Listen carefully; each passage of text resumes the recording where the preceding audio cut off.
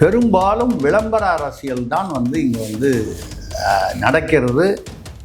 ஏதோ ஒரு வகையில் வெற்றி பெறுகிறது. இங்கே வேஷம் போடுறவனுக்கு தான் மரியாதை அதிகமாக இருக்குது.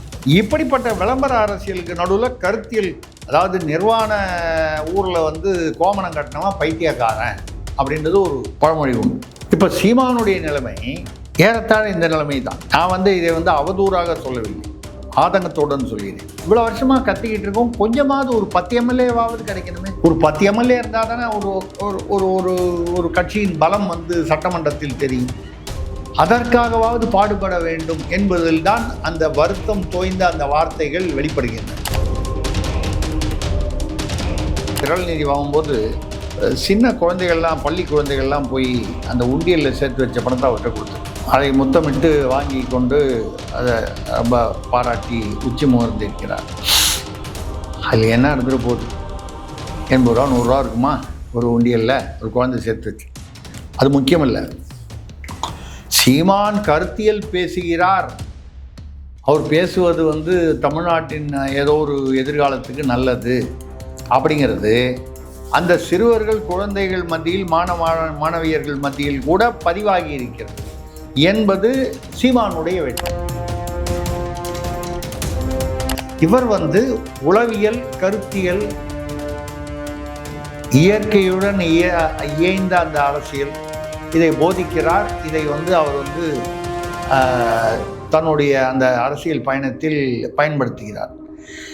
இந்த விளம்பர அரசியல் இன்னைக்கு தூக்கி நிற்கும்போது அப்போ யாருக்குமே அந்த விரக்தியோ, அந்த ஒரு என்ன சொல்லுது, விரக்தின்னு சொல்றதை விட ஆதங்கம், இந்த ஒரு உளவியல் ரீதியான ஒரு கருத்து தான் இப்போ நீங்கள் சொன்ன சீமான் அவர்கள் சொன்னது. சீமான் என்று போடுவது விதை. அது இப்போவே விருட்சமாகி அப்படியே பழமாக காய்ச்சி தொங்க போகுது அப்படின்னு சொன்னால் அது யதார்த்தத்திற்கு உட்படாது. ஆனால் தமிழ்நாட்டிற்கு ஒரு நல்ல எதிர்காலத்தை, ஒரு எதிர்கால பாதையை அது வெளிச்சத்தை காண்பிக்கிறது என்றால் உண்மை. அதே சமயம் சீமானை பொறுத்தவரை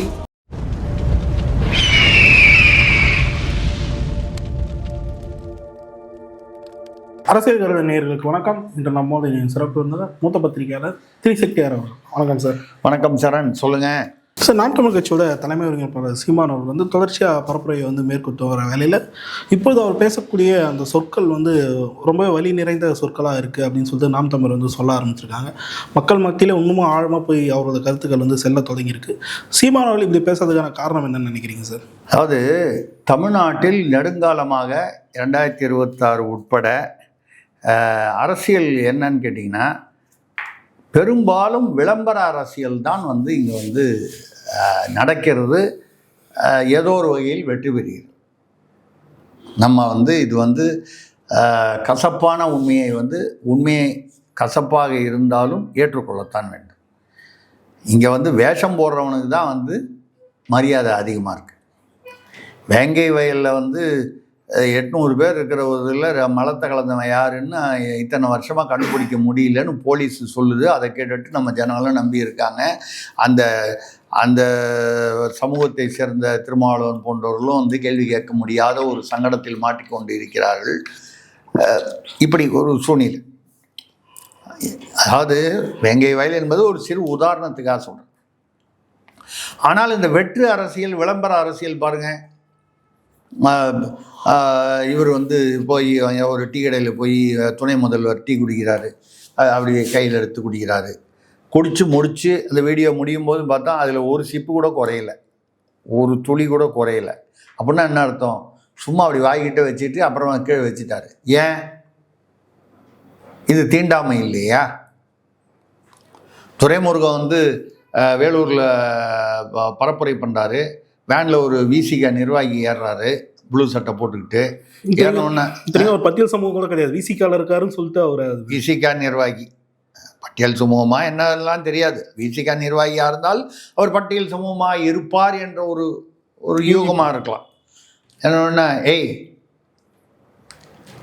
சொல்கிற விதம் பாருங்கள். 60 வயதாக திராவிட இந்த 60 வயதிலும் 60 வருட திராவிட அனுபவமும் எதை வந்து சொல்லி கொடுக்குது, எதை வளர்த்துருக்கு? இந்த ஜாதி வித்தியாசத்தை களைவதற்காகத்தான் நாங்கள் திராவிடம் உருவானது என்ற மிகப்பெரிய ஒரு மோசடியை செய்து கொண்டு வந்தவர்கள் என்பதற்கு இதை விட பெரிய உதாரணம். எனக்கு சமமா நீ ஏறி நிற்பியான்னு கேட்குறார். ஒரு வேனில் வந்து எப்பா வேனில் எல்லாரும் ஏறினா ஏதாவது விபத்தாயிட போகுது, வெயிட் அதிகமாகிட போகுது அப்படின்னு சொன்னால் கூட தப்பு இல்லை. அது விசிக நிர்வாகி இல்லை, அவரோட கூட வரவங்க யாருக்கு வேணாலும் இப்போ வேனில் ஒரு 4 பேர் நிற்கலாம், 5-6 பேர் நின்னா ஏதாவது இதாகிட போகுது. எனக்கு சமமாக நீ வந்து நிற்பியா? தயாநிதி மாறன் ஒரு இடத்துல பேசினார், ஞாபகம் இருக்கா? யாரோ ஒரு சீஃப் செக்ரட்டரி அப்போது அதிமுக ஆட்சியில் வந்து இப்போ தலைமை செயலாளரை பார்க்க போகும்போது எங்களை மரியாதையே கொடுக்கல, எதிர்கட்சிங்கிற ஒரு மரியாதை கொடுக்கல. நியாயம், கொடுக்கல, கொடுத்தாரா கொடுக்கலையா தெரியாது, கொடுக்கலன்னா கொடுக்கலன்னு சொல்கிறதுல தப்பு இல்லை. அடுத்த வார்த்தை தான் கவனிக்கணும். எங்களை தாழ்த்தப்பட்டவர்கள் போல நடத்தினார். அப்போது தாழ்த்தப்பட்டவர்களை வந்து அதே சீஃப் செக்ரட்டரி வந்து அப்படி நடத்தினா அது சரி, நியாயம். அப்போ தாழ்த்தப்பட்டவர்கள் என்றால் இப்படித்தான் நடத்தப்பட வேண்டும் என்று யார் சொல்றாரு? திமுகவுடைய ஒரு மூத்த எம்பி, அந்த குடும்பத்தை சேர்ந்தவர் சொல்றாரு. இப்போ தீண்டாமை எங்க ஆரம்பிக்குது, எங்க தொடருது? குடும்பத்திலேருந்து. அவங்க குடும்பத்திலேருந்து தான். இத்தனைக்கும் அவங்க குடும்பம் வந்து எந்த குடும்பம்? தமிழ்நாட்டில் ஒரு சிறுபான்மை சாதியை சார்ந்த குடும்பம். நம்ம வந்து அதை பிரித்து பேசணுன்றதுக்காக சொல்லலை. இங்கே ஏன்னா ஒரு காலத்தில் உயர் சாதி என்று சொன்னது எந்த சாதியை, அதுக்கப்புறம் இடை உயர் சாதின்னு சொல்லி வந்தது என்னென்ன நீதி கட்சின்னு வந்த சாதிகள்லாம் நீங்கள் அதில் எங்கேயுமே இல்லை. நீங்கள் அந்த லிஸ்ட்டில் அந்த வரிசையிலேயே இல்லை. இங்கே ஏதோ ஒரு சிறுபான்மை. அதனால் நான் வந்து உங்களை வந்து தவறாக சொல்லலை. ஆனால் நீங்கள் இப்போ என்ன நினச்சிக்கிட்டீங்க, கையில் லட்சக்கணக்கில் கோடிக்கணக்கில் இப்போ அதிகாரமும் பணமும் வந்ததுக்கப்புறம் நம்ம தான் உயர் சாதி, இந்த பட்டியல் சமூகம் ஓட்டு போடுறதுக்கு தான் இவன் நமக்கு தேவை, பல்லக்கு தூக்கிறதுக்கு தான் நமக்கு தேவை. தயாநிதி பேசுகிறதா இருந்தாலும் சரி, துரைமுருகன் பேசுகிறதா இருந்தாலும் இதான் சரி. இதை விட்டுட்டு இன்றைக்கி பார்த்தீங்கன்னா இந்த விளம்பர அரசியல் தான் இன்றைக்கி வந்து போகுது. அந்த டீ கடையில் போய் உதயநிதி டீ கடையில் போய் டீ சாப்பிட்டார். போன தடவை ஸ்டாலின் அவர்கள் இதை நம்ம பார்த்தோமே, நான் நிறைய பேசியிருக்கோம். நரிகர் ஒரு பக்கத்தில் உட்காந்து, சேகர்பாபு வந்து ஒரு பெண் பக்கத்தில் உட்காந்து அன்னதானத்தில் சாப்பிட்டாரு, சமபந்தி போதனத்தில். அடுத்த மாதமே வந்து 10 நாள்லேயே என்னமோ முதல்வர் வந்து ஒரு நரிக்கர் ஒரு வீட்டுக்கு போகிறாரு, அதே பொண்ணு. இவர் சில்வர் தட்டில் வச்சு இட்லி சாப்பிட்றாரு, சரவணபவன் இட்லியா அடையார் ஆனந்த பவன் இட்லியா தெரில. அந்த பொண்ணு அந்த கையில் அந்த கம்பங்கூழை நம்ம வச்சுட்டு சாப்பிடுது. ஐயா, நாடகம் போடும்போது கூட அந்த கம்பங்கூழை கையில் வச்சுக்கிட்டு முதல்ல ஒரு போஸ் எடுத்துகிட்டு அப்புறமா நீங்கள் இட்லி சாப்பிடுங்க, மசாலா தோசை சாப்பிடுங்க. அப்பொழுது அந்த வீட்டுக்குள் செல்வது, அவர்களுடன் சேர்ந்து சாப்பிடுவது எல்லாமே நடிப்பு என்று சொல்வதை விட அரசியல் மோசடின்னு நான் சொல்கிறேன். விளம்பரம்ன்றதை தாண்டி அரசியல் மோசடி, ஏமாற்றுவது தானே. அந்த மக்களையும் ஏமாற்றுகிறீர்கள், பொதுமக்களையும் ஏமாற்றுகிறீர்கள் இந்த விளம்பர அரசியல். இப்படிப்பட்ட விளம்பர அரசியலுக்கு நடுவில் கருத்தியல், அதாவது நிர்வாண ஊரில் வந்து கோமணம் கட்டினவன் பைத்தியக்காரன் அப்படின்றது ஒரு பழமொழி உண்டு. எல்லாரும் நிர்வாணமாக தெரியுதான், ஒரே ஒரு ஆள் ஏதோ மானத்தை மறைக்க கோமணம் கட்டிருக்கானா, அவனை பற்றி கோமணம் கட்டியிருக்கு. இப்போ சீமானுடைய நிலைமை ஏறத்தாழ இந்த நிலைமை தான். நான் வந்து இதை வந்து அவதூறாக சொல்லவில்லை, ஆதங்கத்துடன் சொல்கிறேன். ஏன்னு கேட்டால், கருத்தியல் ரீதியாக யாராவது ஒரு அரசியல்வாதி தமிழ்நாட்டில் பேசுகிறாரா என்றால் என்னை பொறுத்தவரை சீமானை தவிர வேறு யாருமே கருத்தியல் ரீதியாக பேசலை, லாஜிக்காக பேசலை. பாக்கி எல்லாரும் வந்து இந்த விளம்பர அரசியல் தான் பண்ணாங்க. நான் இல்லை எந்த கட்சியும் நான் வந்து நீங்கள் பாஜக காங்கிரஸை பற்றி நான் ரொம்ப வந்து இப்போ இதில் கொண்டு வரல. ஏன்னு கேட்டால் அவங்க இன்னும் அந்த அந்த அந்த வளர்ச்சி பெற்று ஒரு சவாலாக வர அளவுக்கு அந்த அளவுக்கு வளர்ச்சி பெறலை. ஒன்றும் திமுக ஒட்டி இருக்காங்க, இல்லை அதிமுக ஒட்டி இருக்காங்க. ஒன்றும் பெரிய அவங்களுக்கு என்று ஒரு பெரிய வாக்கு வங்கி கிடையாது. கம்யூனிஸ்டுகள்லாம் வந்து கிட்டத்தட்ட ஒதுங்கிட்டாங்க. இருக்கக்கூடிய கட்சிகளில் கருத்தியல் ரீதியாக வந்து இப்போ திருமாவண்ணன் வந்து இன்றைக்கி ஒன்று பேசுகிறாரு, நாளைக்கு ஒன்று பேசுகிறாரு. அவர் பேசுகிறாருன்றதை விட பேச வைக்கப்படுகிறார். அந்த மாதிரி நிலைமை நம்ம பேசிட்டோம். அது அப்போது கருத்தியல் ரீதியாக பேசுகிறவர் வந்து அபூர்வமாக இருக்கிறார். மக்களுக்கு புரியுது. இப்போ கூட திரள் நிதி வாங்கும்போது சின்ன குழந்தைகள்லாம், பள்ளி குழந்தைகள்லாம் போய் அந்த உண்டியலில் சேர்த்து வச்ச பணத்தை அவர்கிட்ட கொடுத்துரு. அதை முத்தமிட்டு வாங்கி கொண்டு அதை ரொம்ப பாராட்டி உச்சி முகர்ந்து இருக்கிறார். அதில் என்ன இருந்துட்டு போகுது? 80 ரூபா 100 ரூபா இருக்குமா ஒரு உண்டியலில் ஒரு குழந்தை சேர்த்து வச்சு? அது முக்கியம் இல்லை. சீமான் கருத்தியல் பேசுகிறார். அவர் பேசுவது வந்து தமிழ்நாட்டின் ஏதோ ஒரு எதிர்காலத்துக்கு நல்லது அப்படிங்கிறது அந்த சிறுவர்கள், குழந்தைகள் மத்தியில், மாணவியர்கள் மத்தியில் கூட பதிவாகி இருக்கிறது என்பது சீமானுடைய வெற்றி. ஆனால் இந்த தேர்தலிலே அது வந்து எதிரொலிக்குமா அப்படின்னு கேட்கும்போது அது சந்தேகம்தான்றதை ஏற்கனவே நம்ம சொல்லியிருக்கோம். சீமானே அதான் சொல்கிறார். சீமான் நான் வந்து ஆட்சி 234 நான் 200 தொகுதி ஜெயிச்சிடுவேன்னு சொன்னாரான்னு இங்கே அது ஒரு இடத்துல கூட பேசுனது இல்லை. இது எதற்காக சொல்கிறேன் என்றால், சீமான் என்று போடுவது விதை. அது இப்போவே விருட்சமாகி அப்படியே பழமாக காய்ச்சி தொங்க போகுது அப்படின்னு சொன்னால் அது யதார்த்தத்திற்கு உட்படாது. ஆனால் தமிழ்நாட்டிற்கு ஒரு நல்ல எதிர்காலத்தை, ஒரு எதிர்கால பாதையை, அது வந்து வெளிச்சத்தை காண்பிக்கிறது என்றால் உண்மை. அதே சமயம் சீமானை பொறுத்தவரை இவ்வளோ வருஷமாக கத்திக்கிட்டு இருக்கோம், கொஞ்சமாவது ஒரு 10 எம்எல்ஏவாவது கிடைக்கணுமே. ஒரு 10 எம்எல்ஏ இருந்தால் தானே ஒரு ஒரு ஒரு ஒரு கட்சியின் பலம் வந்து சட்டமன்றத்தில் தெரியும். அதற்காகவாவது பாடுபட வேண்டும் என்பதில் தான் அந்த வருத்தம் தோய்ந்த அந்த வார்த்தைகள் வெளிப்படுகின்றன. என்னை வந்து முச்சந்தியில் நிற்க வச்சுட்டீங்க, நான் கத்திக்கிட்டு கிடக்கிறேன். ஐயா மு கருணாநிதி அவர்களே ஒரு பீரியடில் வந்து இதுதான் என்னுடைய கடைசி தேர்தல், அதுக்காக எனக்கு ஓட்டு போடுங்கன்னார். அதுக்கப்புறம் 2 தேர்தல் நின்னார். இப்போ ஐயா திருமாவளவன் வந்து இப்போ பேசும்போது இந்த காட்டுமன்னார் கோயிலை நிற்க போகிறேன் அப்படின்னு முதல்ல சொன்னார். இப்போ நிற்கலான்ட்டார்.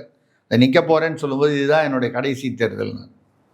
இந்த கடைசி தேர்தல்ங்கிறது வந்து ஒரு அனுதாபத்தை சம்பாதிப்பதற்காக சொல்வது அரசியல்வாதிகள்.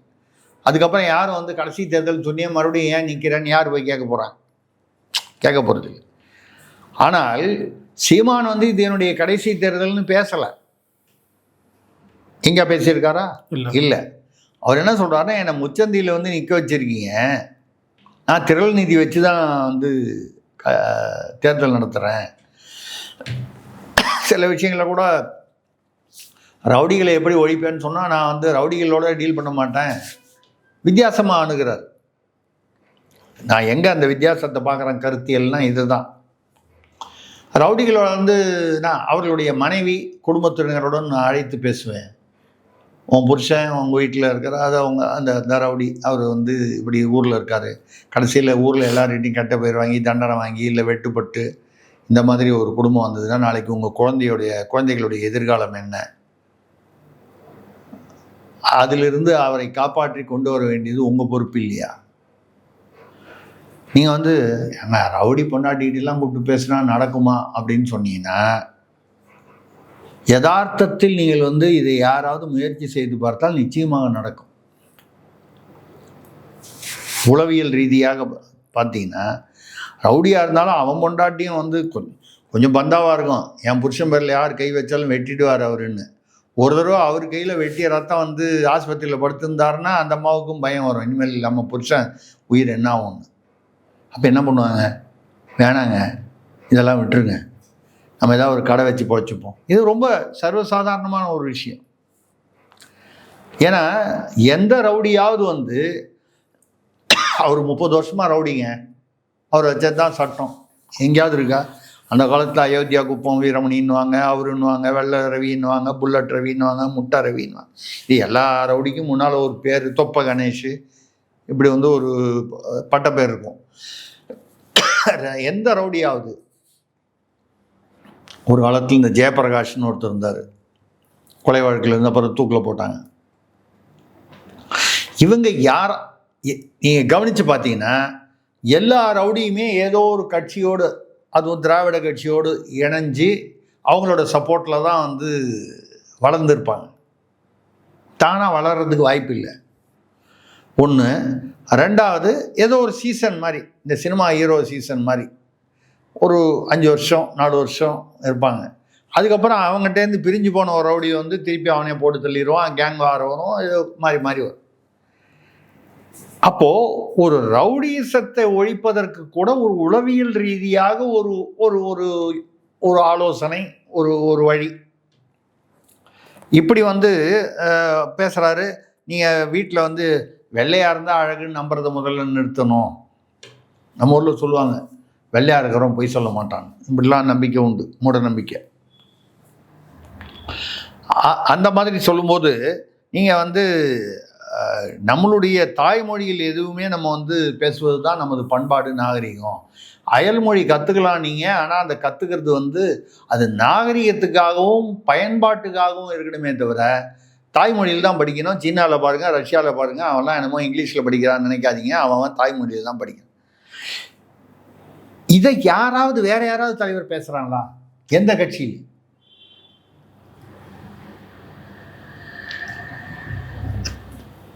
உண்மை என்னென்னா ஜப்பானி நான் இந்தோனேஷியாவில் வந்து பல வருடங்கள் இருந்திருக்கிறேன். 29 நாடுகளுக்கு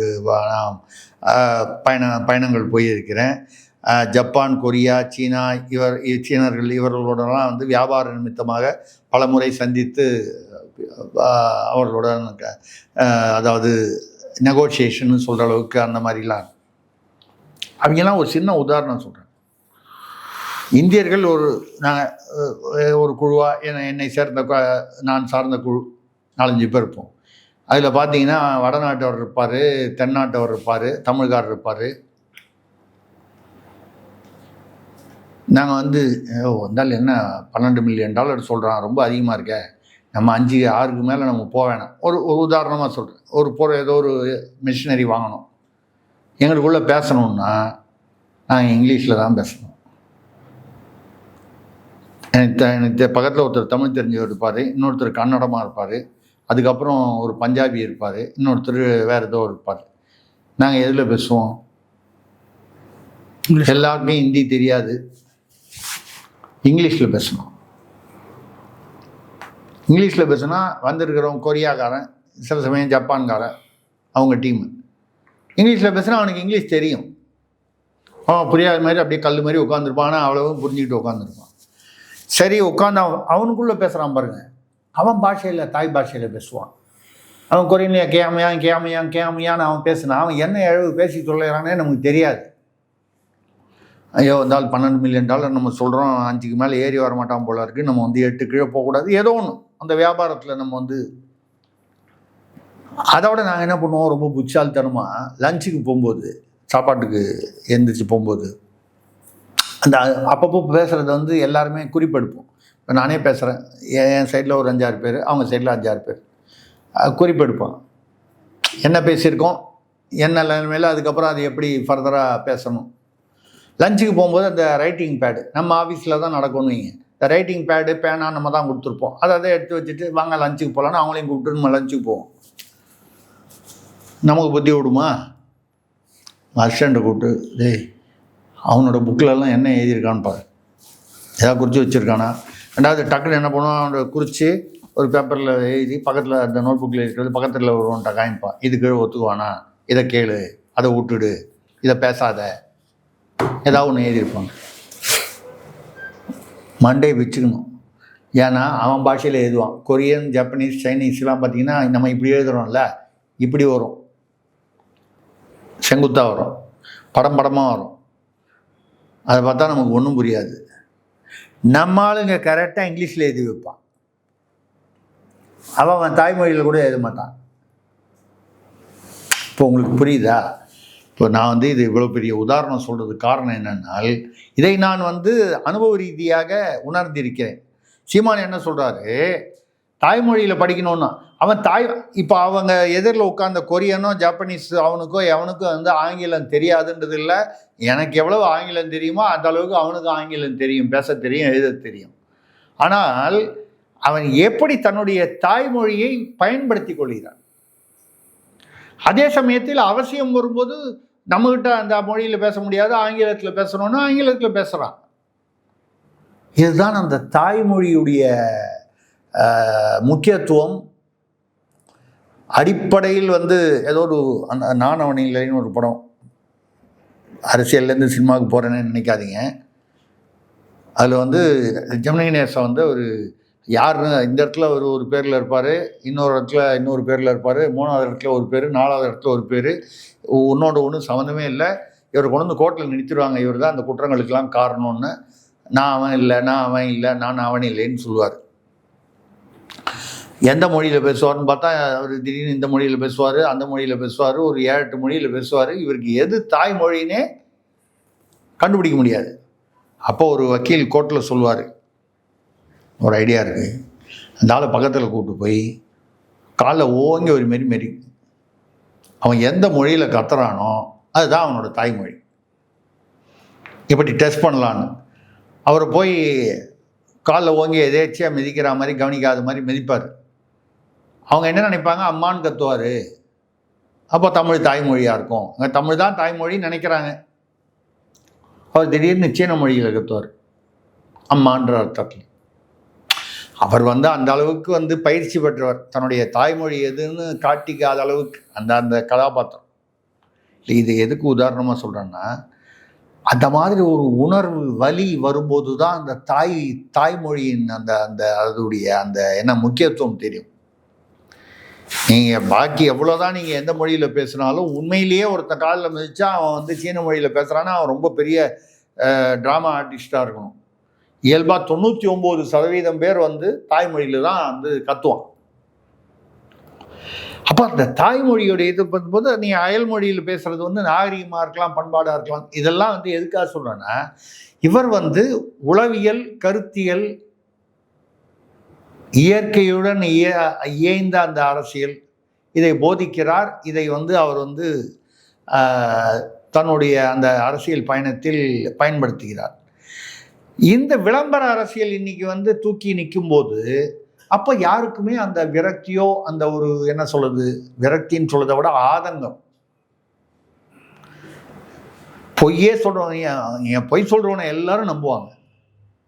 ஒருத்தன் உண்மை சொல்றான் பாருங்க, சிரிச்சிட்டு போவான், அவனு வயிற்றுச்சலாக இருக்கும். அதை படுவாங்களா, அவ்வளோ பேரும் உங்களை ஏமாத்துறதுக்கு போய் சொல்கிறான், அவனெல்லாம் நம்புறீங்க, உண்மையை சொன்னால் நம்ப மாட்டேன்றீங்க. இந்த ஒரு உளவியல் ரீதியான ஒரு கருத்து தான் இப்போ நீங்கள் சொன்ன சீமான் அவர்கள் சொன்னது. இது அதாவது எனக்கு என்னென்னா, இதை வந்து நான் வந்து ஒரு பின்னடைவு, தோல்வி அப்படின்னு எடுக்கிறத விட அந்த சிறுவர் சிறுமிகள் வந்து உண்டியலில் சேர்த்ததை கொடுத்தாங்க பாருங்க, அதை நான் பெரிய வெற்றியாக நினைக்கிறேன். புரியுது. இந்த கருத்தியலுக்கு எதிர்காலம் இருக்கிறது. அன்றைக்கு சீமான் தான் வந்து நாம் தமிழர் கட்சி தலைவராக இருப்பாரா, நாம் தமிழர் கட்சி அப்போது எந்த நிலைமையில் இருக்கும் இதை தெரியாது. வளர்ந்து இருக்கலாம், சீமான் முதல்வராக வரலாம், ஒரு எதிர்க்கட்சி தலைவராக வரலாம், இல்லை ஒரு முக்கியமான அரசியல் சக்தியாக சட்டமன்றத்திலோ பாராளுமன்றத்திலோ வந்து வருவதற்கு வரலாம். இதை தாண்டி இந்த கருத்தியல் வெற்றி பெறுவதற்கு வாய்ப்பு இருக்கிறது. அந்த வாய்ப்பு நீங்கள் எதை வச்சு சொல்கிறீங்க சார்? இந்த சின்ன குழந்தைகளை வச்சு சொல்கிறேன். அவர்கள் மத்தியில் இந்த கருத்தியல் எடுபடுகிறது என்றால் நிச்சயமாக எதிர்காலம் நமக்கு வந்து நமக்கு எதிர்ப்பான காலமாக இருக்காது என்கிற நம்பிக்கையில் வந்து நான் அதை சொல்கிறேன். இப்போது இதை பார்த்து உங்களுக்கு வந்து நீங்கள் இதை அப்படியே பார்க்கும்போது நீங்கள் வந்து பார்த்தீங்கன்னா தாவேகாவை பற்றி நம்ம பேச வேண்டிய ஒரு சூழ்நிலை இருக்குது. என்ன விஷயம் சார்? தாவேகாவை பற்றி பேசுறதுக்கு விஷயமே இல்லையா? அவங்களுக்கு தெரியாதா? நீங்கள் தமிழ்நாட்டில் தான் இருக்கீங்களா, பாகிஸ்தான்? இல்லை சார், அவர் எதனா பரப்புரைக்கு வந்து எதனா பிரச்சனையை கலப்பினா பரவாயில்ல, எதுவுமே ஏங்க அவர் வரலன்றதே ஒரு செய்தி தானுங்க. ஏங்க ஒரு தடவை அவர் வெளியே வந்தார்னா மறுபடியும் போய் அவர் மேக்கப் போட்டு வர்றதுக்கு 5 நாள் ஆகுது இல்லை? ஆனால் பேசுறது என்ன 10 நிமிஷம் தான். இந்த 10 நிமிஷம் பேசிட்டு போனார்னா இப்போ அன்றைக்கி திருச்சியில் வந்தார், அதுக்கப்புறம் 5 நாள் வரல. இன்றைக்கி சென்னையில் அன்றைக்கி விட்டு போன வில்லிவாக்கம் அங்கெல்லாம் வரதா இருந்தார். நம்ம ஏரியா வரதா இருந்தார் இன்னைக்கு. வரதா இருந்தாரா? நான் வரதுனால ஒரு கால் கேன்சல் பண்ணிட்டு போகிறோம் அப்படிலாம் ஒன்றும் இல்லையே. ஒன்றும் இல்லை, சரி ரைட்டு. இல்லை, எனக்கும் நல்லது தான். டிராஃபிக்லாம் வந்து போய் அது மட்டும் இல்லை, கும்பலில் மாட்டிக்கிட்டு நம்ம இருக்கிறதுல நம்ம நெரிசலில் சிக்கலாம், நம்ம அதெல்லாம் தேவையில்லாமல் இல்லை. எதுக்கு சொல்கிறேன்னா, 4 நாள் 5 நாளைக்கு ஒரு தடவை தான் அவர் வெளியே வராரு. ஏதோ ஒரு 10 நிமிஷம் என்ன அது பொதுவாக பேசிட்டு போகிறாரு. ஒரு கோட்பாடா, ஒரு கருத்தியலா, இதை செய்வோமா செய்ய மாட்டோம், எதை செய்வோம் எதை செய்ய மாட்டோம், எதுவுமே அதெல்லாம் கிடையாது. திமுகவை தோக்கடிப்போம், எங்கள் பலம் தெரியுமா, ஆதவர்ஜனா வந்து நாங்கள் திருப்பி அடித்தா தாங்க மாட்டீங்க, எல்லாமே சினிமா டைலாக் தான். சம்பவம் இருக்குது, சம்பவம் இருக்குது, பேசுகிறதெல்லாம் வந்து ஏதோ இந்த சினிமாவில் ரவுடித்தனம் இருக்கேன். அந்த ரவுடித்தனமே இயல்பாக வரும்போது, தெருவில் வரும்போது, சினிமாவில் வேணால் ஒரு ரவுடி 10 பேர் அடிப்பான், தெருவில் வரும்போது ஒரு ரவுடி மிஞ்சி போனால் 2 பேர் அடிப்பான், கையில் ஆயுதம் இருந்தால். இல்லைன்னா யாரை வேணாலும் அடிக்கலாம். இது அதாவது இயல்பாக சொல்கிறேன். இந்த மாதிரி ஒரு இதில் வந்து ஆதவர்ஜுனா வந்து பேசுகிறாரு. வில்லிவாக்கத்தில் வந்து அவர் உதயசூரியனுக்கு ஓட்டு போடுங்கன்னு கேட்டார். ஒரு கால் 16-13 வந்து திமுக வெல்லும் தேர். அதான் திமுக. இன்னொருத்துல போனால் விசிகா அப்படின்றாரு.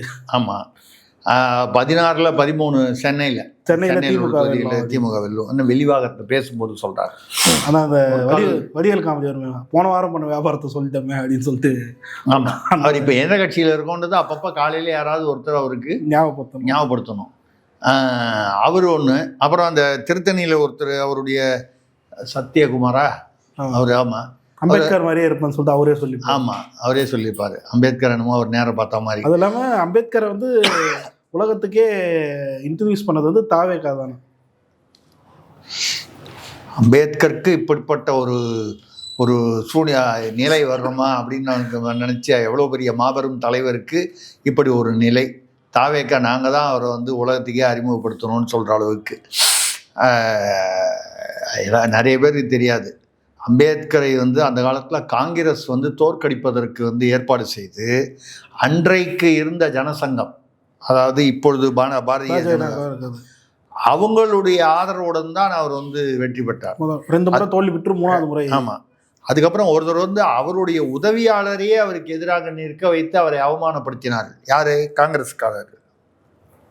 அதான் வரலாறு. இன்றைக்கி கேட்டால் ஆளுக்கு ஒரு கதை பேசுவாங்க.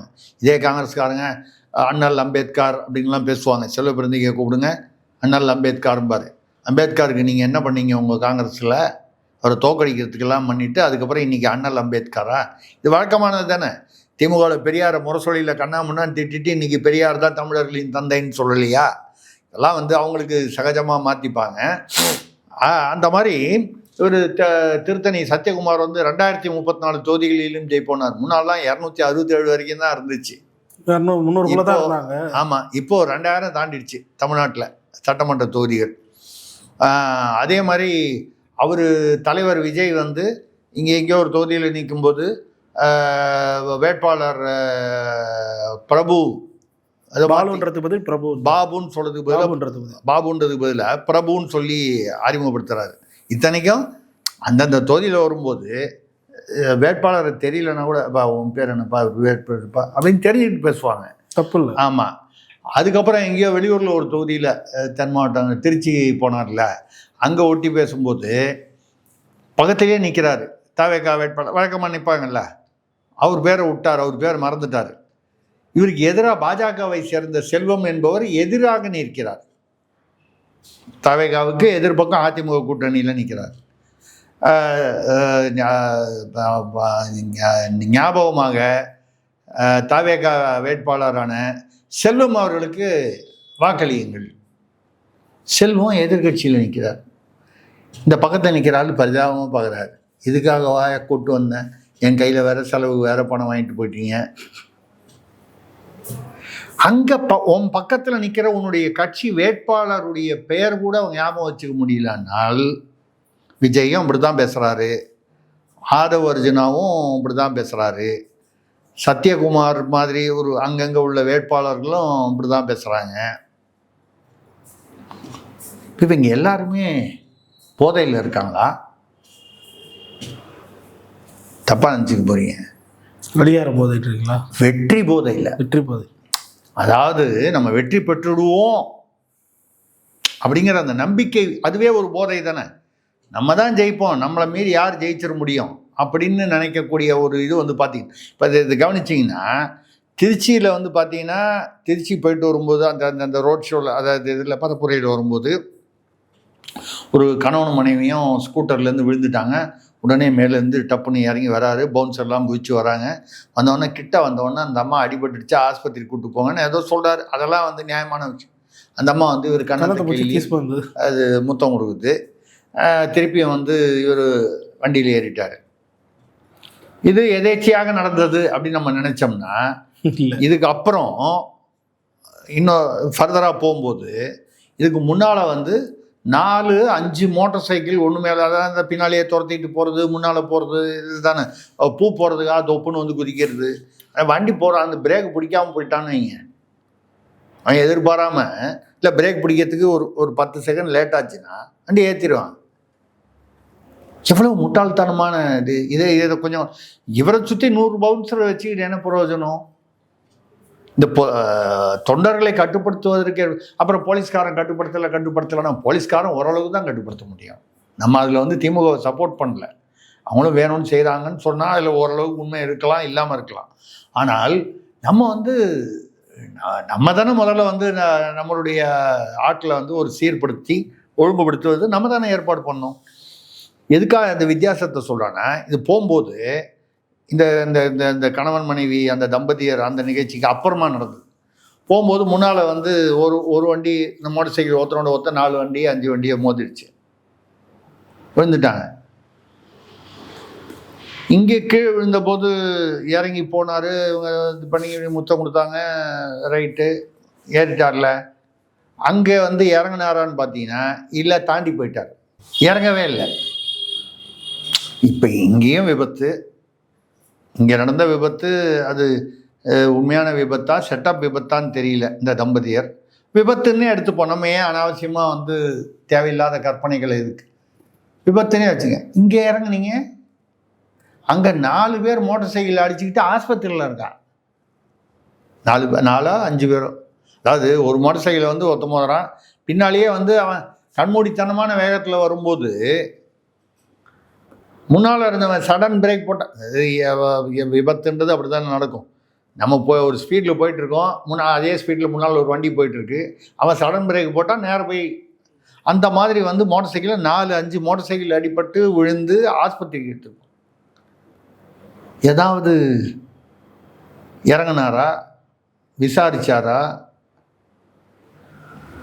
ஏன்னா வந்து பார்த்தீங்கன்னா அந்த இடத்துல வந்து கூட்டம் அதிகமாக இருக்குது, பவுன்சர்கள் வந்து அதாவது ரெடியாக இல்லை, சிக்கல் அதிகமாகிடும். இல்லை இங்கே வந்து இப்படி வச்சுக்கலாம், இது வந்து செட்டப்பு, இந்த தம்பதியர்கள் விழுந்தபோது இது ஃபிக்ஸ் பண்ணது, அது விழுந்தோடனே கரெக்டாக இறங்குங்க, நான் போய் பாரு 2 நிமிஷத்தில் ஏறி வந்துடும். அது ஒரு பாரு விஜய் பாரு, என்ன மனிதாபிமான மனுஷன். மனிதாபிமானம் என்றால் எல்லா இடத்துலையும் இருக்கணும், அதுதான் மனிதாபிமானம். நிச்சயமா.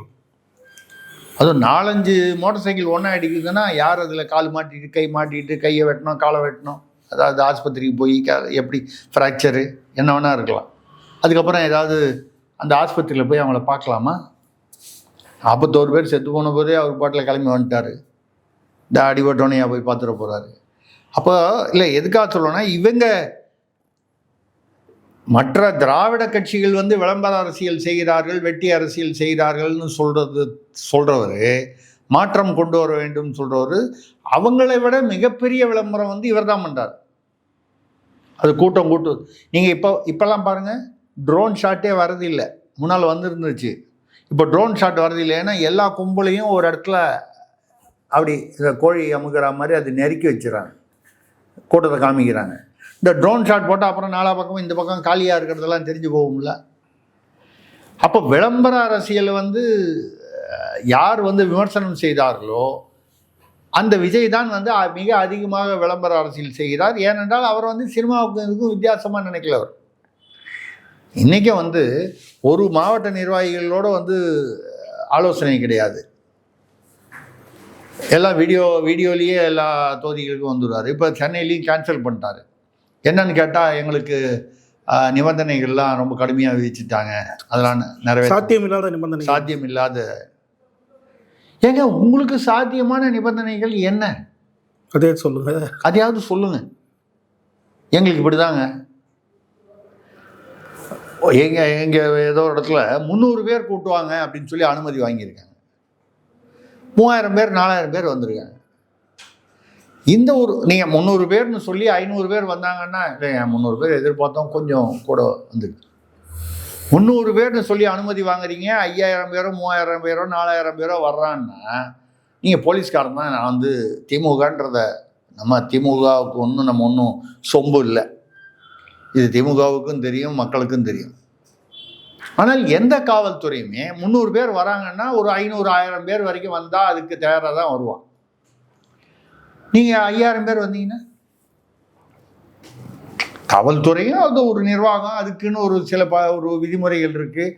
ஒரு டிஎஸ்பி கைது போடணும், அதுக்கு மேலே ஒரு எஸ்பி கைது போடணும், ஐஜி கிட்ட பர்மிஷன், ஏதோ ஒரு ப்ரொசீஜர் இருக்குல்ல.